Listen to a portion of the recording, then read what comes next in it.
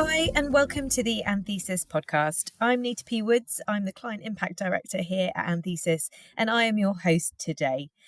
Today, what are we talking about? Well, it's arguably the most exciting and powerful climate policy to be developed. It's the Carbon Border Adjustment Mechanism, otherwise known as CBAM. And joining me today is Michael Lenahan and Kerry Linton, who are two of our experts in the climate team leading on this complex tool. Thank you for joining us. Pleased to be here. Thanks, Nita. Yeah, thanks, Nita.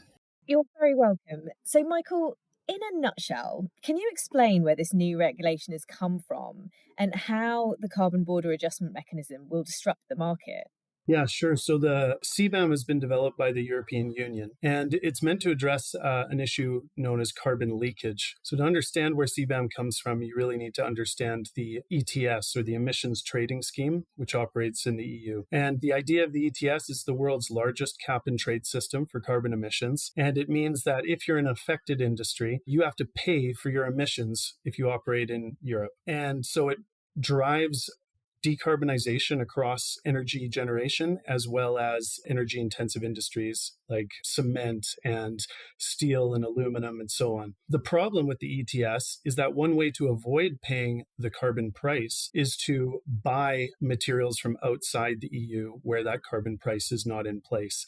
And that is carbon leakage. And it's bad for the EU economy, but it's also bad for the climate because the EU is reducing its emissions not by reducing global emissions, but by seeing those emissions pushed out to other regions of the world. And in some cases, if that production moves to more carbon intensive countries, we could actually see a net increase in emissions. So the CBAM has been brought in place in order to apply the same carbon price as the ETS to EU imports and therefore level the playing field and ensure that there's no way to escape the carbon price. Thank you, Michael. That sounds complex. Okay, so let's get into the nuts and bolts of this then.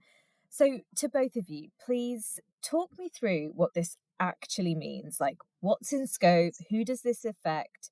Who would you want to be talking to when it comes to our clients and the people that work inside our clients?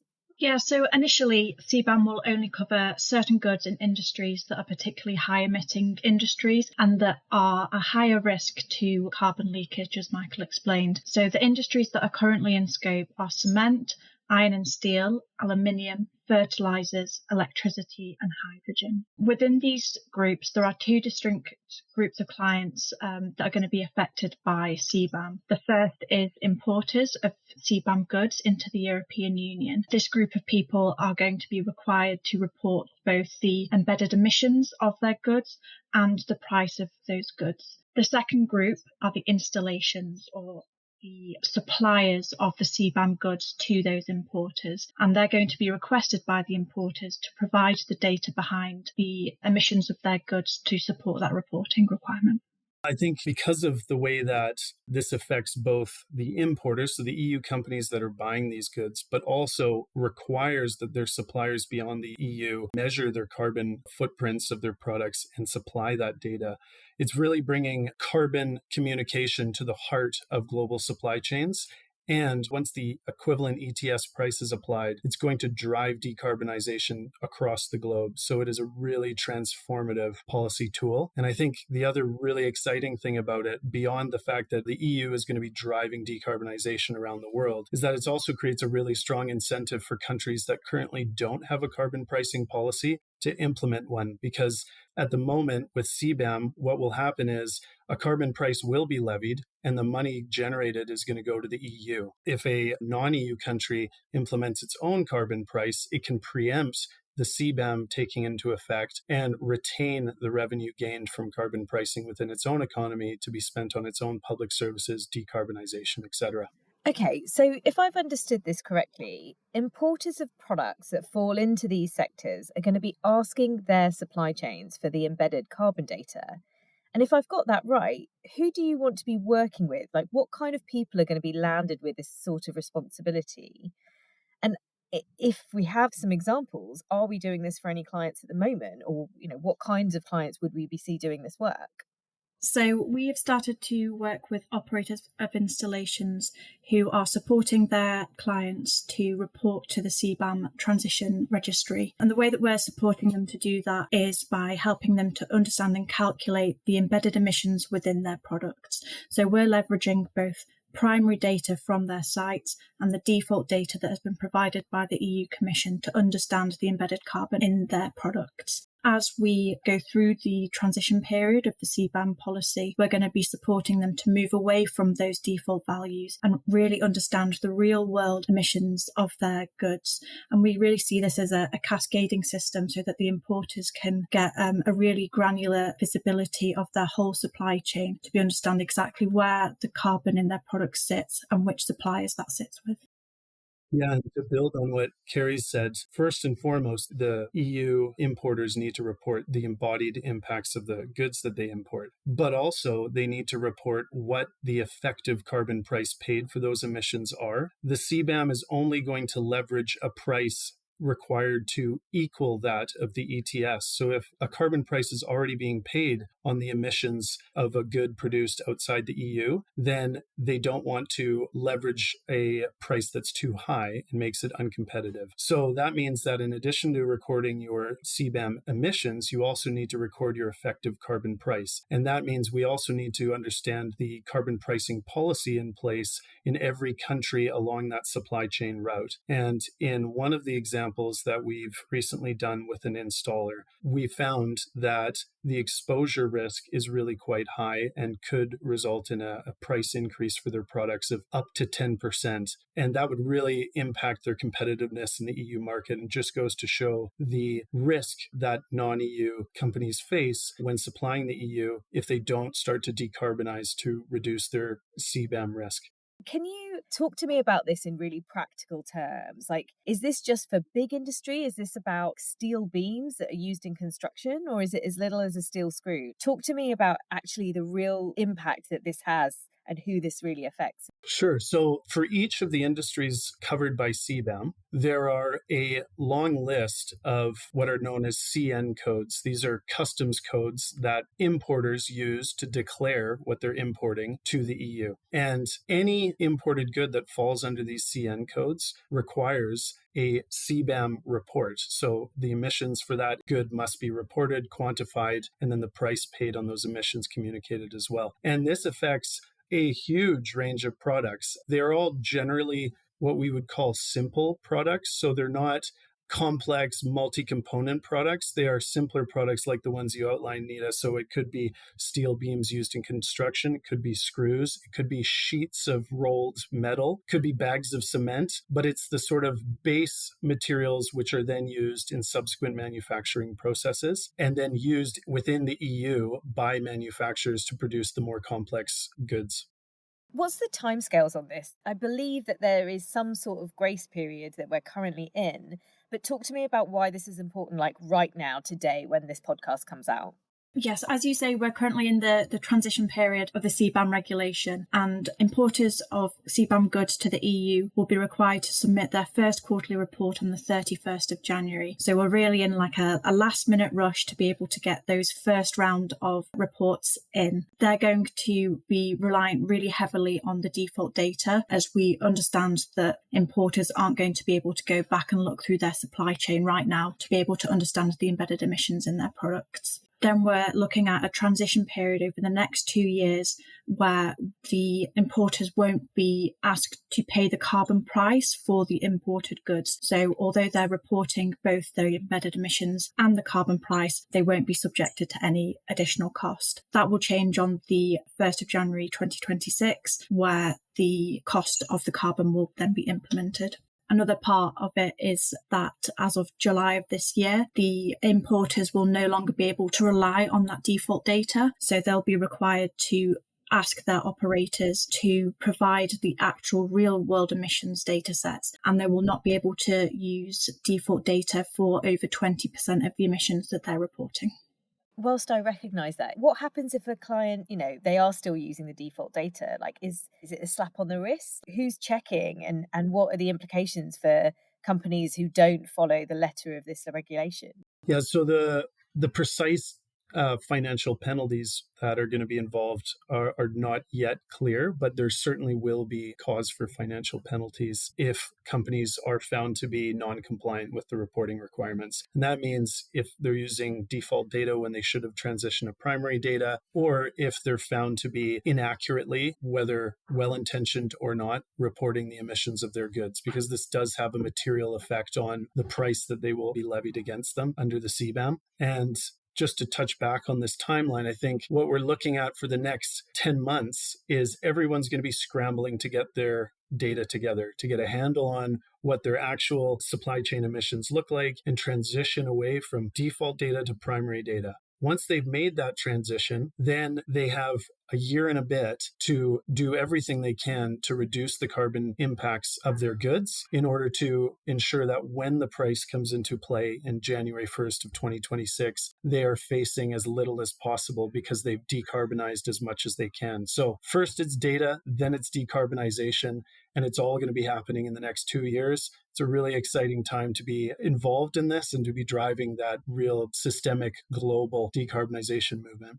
Yeah, it sounds it, Michael. So what I'm hearing from you, and to try and perhaps summarize, is there does seem to be now a much stronger incentive to decarbonise, particularly for the non-EU producers. So whilst CBAM is an EU regulation, it's actually having a massive influence on the wider EU market. What does that mean practically for businesses? This sometimes regulation can feel a bit like a stick. But what's the carrot side of it? What's the real upside for businesses actually who get their house in order quickly? Yeah, it's a great question. And I think, look, carbon pricing is not going away. It's going to spread, and it is going to spread to more sectors, more emissions, more countries. We're moving to a world in which all carbon is priced. The EU has taken a real jump start at this, both first internally, and now it's pushing it out beyond its borders. But companies that embrace this change and invest in decarbonization now will maintain or gain access to EU markets as their competitors fall behind and don't put in that effort. But they're also going to be really well positioned to excel domestically when their own countries put in place carbon pricing, and when other nations that they want to be selling their products into put in place carbon pricing. So there's nothing to be lost by moving quickly and moving fast to get into decarbonization now. It's a really sound investment for the future of manufacturing businesses. Thank you, Michael. And so, how can Anthesis help? What are the services and what are the types of work that we can support our clients with and future clients? Like, this sounds an incredibly heavy lift for businesses that could have up to 200 plus EU customers and huge global supply chains. Yeah, so the support that we would offer will vary slightly depending on whether you're an EU importer and therefore the declarant or the one required to report to CBAM versus a non-EU manufacturer. To take the first group, your first task is to identify all the goods that you import which fall under CBAM, and then to get your report in for that. So you need to register with the CBAM authority, and you need to use the EU default values to put in an estimate of the emissions embodied within those imports. And you need to do that on a quarterly basis. And then over the next 10 months, you need to start engaging with your suppliers of those goods to start obtaining primary, or what we would call primary data or real world data of those emissions. And that transition is going to be very data intensive. There's no easy way to put it. It is a lot of data crunching and data gathering that needs to happen. But once you're in that position, once you've gotten over the finish line, then you just need to maintain that. It becomes a lot easier. And it's important to note that at the start, everyone's starting from zero. But 10 months from now, everyone is going to be in the same position where they're measuring their impacts and they're reporting on them, including all of the global suppliers that are supplying goods into the EU. So they're all scrambling in the same position. So we're all moving together on this journey. For the non-EU CBAM producers, their task is to start measuring their installation emissions, so the emissions that they generate at their production facilities when making these CBAM goods. They then need to attribute those to the goods that they're selling and provide a report of that to each of their customers individually so that those can be incorporated into the CBAM report. They then need to turn and look backwards up their supply chain to the suppliers that provide them with raw materials or products that go into what they manufacture and do the same thing over. get the same installation emissions back down the chain. And so that's a really big task for them as well, and one that we can help with in both cases. So engaging with your suppliers, helping them gather that installation emissions data, putting it into the format that is required for CBAM reporting, and then helping you communicate that in a standardized way to your EU customers such that they can make easy use of it in their own CBAM reporting. And we're working with clients in both of those groups, the EU importers and the non-EU CBAM goods manufacturers. That sounds like it'll have a huge impact. And I think what I love hearing about actually is it's not just that Anthesis can do the do, but actually together with our clients, we can impact and influence not just the total reduction in carbon, but support our clients in cost efficiency and competitiveness in the market. So to summarize then, it sounds like Anthesis can help you audit the goods that fall under CBAM, use the default data to get initial numbers, then help collect the real data from the supply chain and do all the engagement and reporting. Is that right? Yeah, that's right. And I guess the last bit, the most exciting bit, is once you've got your data in order, then it's time to turn to look at reduction. And you'll already have gathered all the data about where and why those impacts occur. So we have really good data to use to then start identifying the hotspots and figuring out what changes can be made to bring those carbon impacts down. And Anthesis has a ton of expertise, whether it's in energy decarbonization and efficiency or in material sciences and the use of recycled content and lightweighting and so on. But these are all the sorts of levers that CBAM goods manufacturers will need to be pulling in order to decarbonize their products and reduce their exposure to CBAM.